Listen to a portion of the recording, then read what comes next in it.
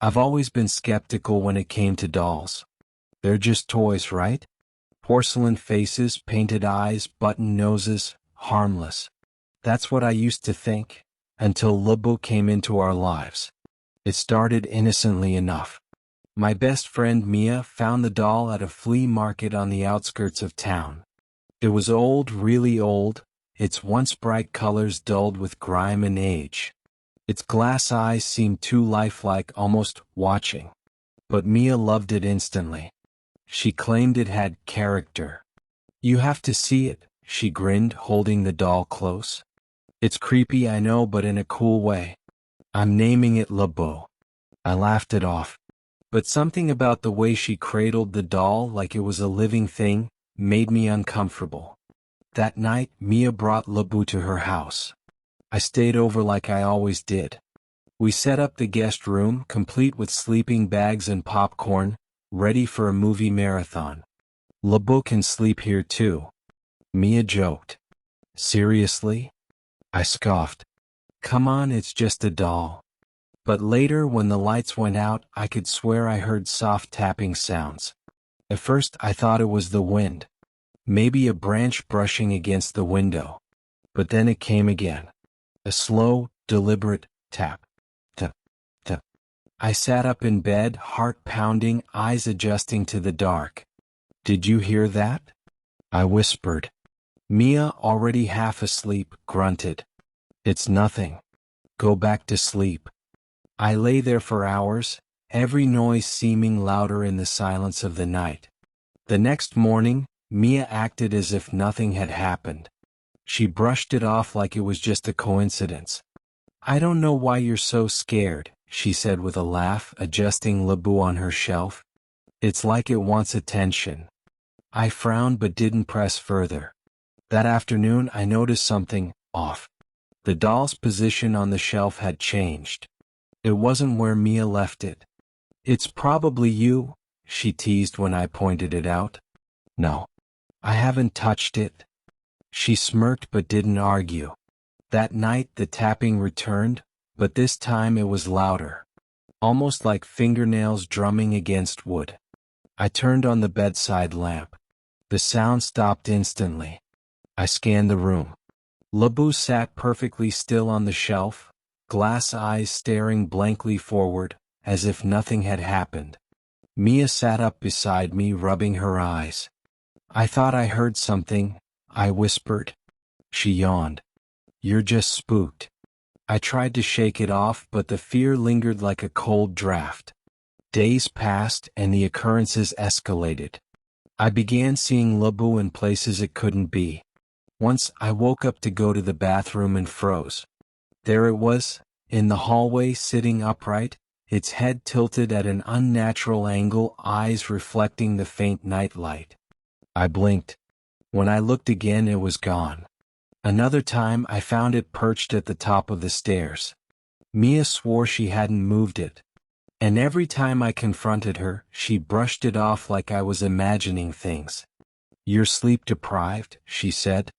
"You've been watching too many horror movies." But deep down, I knew what I saw wasn't a trick of the imagination. One afternoon, Mia and I were sitting on her floor, surrounded by notebooks and art supplies. Laboo sat nearby, leaning against the wall like it belonged there. Mia's eyes drifted toward it, almost entranced. "Sometimes, I feel like it's alive," she whispered. I stiffened. "You're kidding?" I said. She shook her head. "Not always, but sometimes, it feels like it's watching me, waiting for something." "Get rid of it," I urged. Her lips quivered, but she shook her head defiantly. "I can't. It's part of me now." That sentence chilled me more than anything else. That night, things went beyond anything I could explain. I woke to scratching sounds, not tapping but deep, deliberate, like something clawing at the wood. I sat up. My room was freezing cold. I could see my breath in the air. The scratching turned to dragging. A low, guttural sound filled the silence. I stumbled out into the hallway, heart racing. Laboo was no longer on the shelf. It was in the hallway, kneeling, closer to the guest room. Its glass eyes seemed darker, almost absorbing the light. For a terrifying second, it turned its head toward me. I screamed and sprinted back to my bed, pulling the covers over my head. At dawn, I peeked out again. The doll was back on the shelf, upright, silent, frozen. The next day, Mia was distant. Her eyes looked hollow, like she hadn't slept. "Are you okay?" I asked. She forced a smile. "I'm fine." But that night, I heard her crying softly in the dark. In the morning, she wouldn't meet my eyes. 3 days later, it happened. Mia vanished. It was late and I had stayed over for the weekend. I woke up to a weird stillness in the room. The window blinds weren't fluttering like usual. The air felt thick. I checked my phone. 5:12 a.m. Mia's bed was empty. I shook her awake. "Mia?" I whispered. No response. I checked the bathroom. Empty. The closet. Empty. The hallway. Empty. I ran downstairs. The front door was wide open.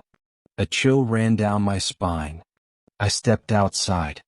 The grass was damp with dew. There were no footprints. No sign of struggle. Nothing. Only silence. I ran to the neighbors. No one had seen her leave. The police were called. Search parties were organized. But Mia was gone. A week passed and the case went cold. I packed to go home but felt an unease I couldn't shake. Before I left, I glanced at Laboo. It sat on the shelf, but something was wrong. Its head was slightly tilted. Its eyes seemed darker than before. And then for a second it smiled. A small, cold, wicked curve. I froze. The smile vanished. The doll returned to its blank stare. I never saw Laboo again after that day. Even now, years later, I still hear scratching when I'm alone. I still see glass eyes watching me from dark corners.